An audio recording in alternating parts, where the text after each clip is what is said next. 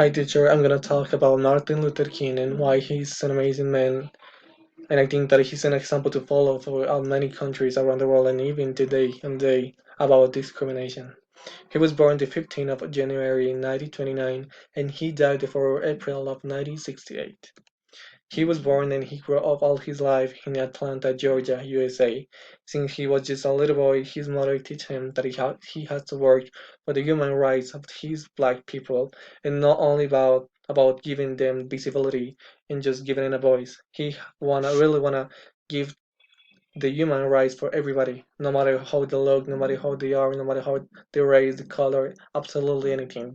What he wants for his life is that everyone have the same human rights and that everyone can really join about them.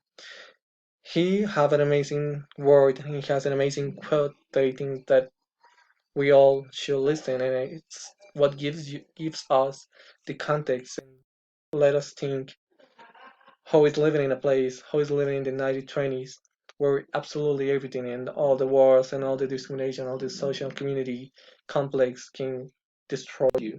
He's always say, I have a dream that my four children will one day live in a nation where they will be not judged by the color of their skin, by the but by the content of their characters. And that's what's actually happening today. We're not looking for somebody if they're one color or another. What we want today in a society is that who we are and what we can give to the world, and always with the meaning on the same support. We all need to grow up and have an amazing world. And one of his most important prizes behind an incredible crowd of people that support him between all his life because he was just a little boy and he was just trying to get into a normal school and a public school in the United States. He was never accepted and agreed to be studying there, so he started to working about the human rights. He since that was just a little boy, since he was just 14 years old, trying to get into a normal school, no matter what the people think about him, against the normal society and against the law. And what and there is ways where I really want to show you and why he's an amazing example to follow, even for the countries, even where today you can find a lot of discrimination for the black people.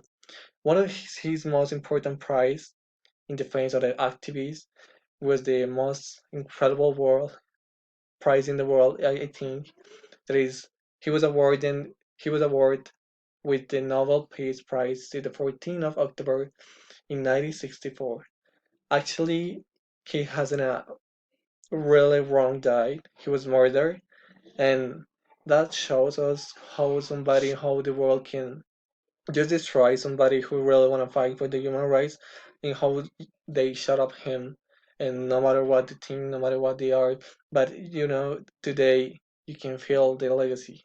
You can feel how in Atlanta, Georgia, even in a country where a lot of people can be just having a lot of influences for the white people, from the England, Spanish people, here in Atlanta, Georgia, is where it's in a state where you will find a lot of black people, and not all. It's not about some condition about pride or just legacy. It's a condition that what it means and what is the result from a war, from a human right war. And even there is a lot of places in Atlanta, Georgia, the Tyler Perry Studio, who was constructed to protect it, to protect it. So thank you. He's an amazing man. I think that we all should read a little bit about him.